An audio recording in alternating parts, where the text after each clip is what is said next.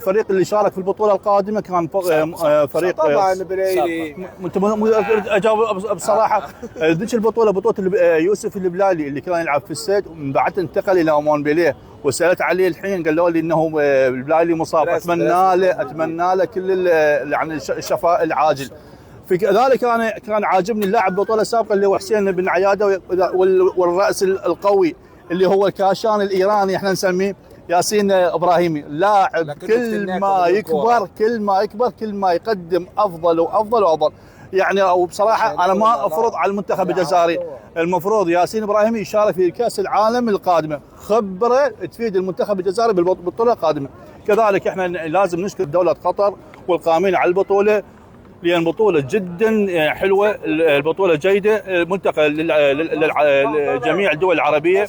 نشوف انه الجميع ملتقي هنا في الدوحة، العربي الجزائري والاماراتي والقطري والسعودي والعراقي، ويلتقون ويسهرون الليل على حب الله خلنا نسميها.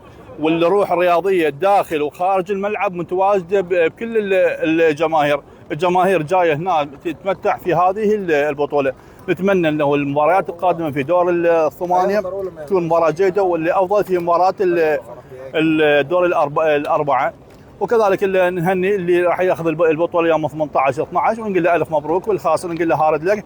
هي بالنتيجه انه تجمع عربي واستعداد خاصه للفرق المتاهله كاس العالم للفرق التونسيه والفريق الجزائري، الفريق الاردني، السعودي، المغربي. هاي محطه للاستعداد الى كاس العالم. تحياتي الى قناتكم الموقره، وان شاء الله نشوفكم على الف خير.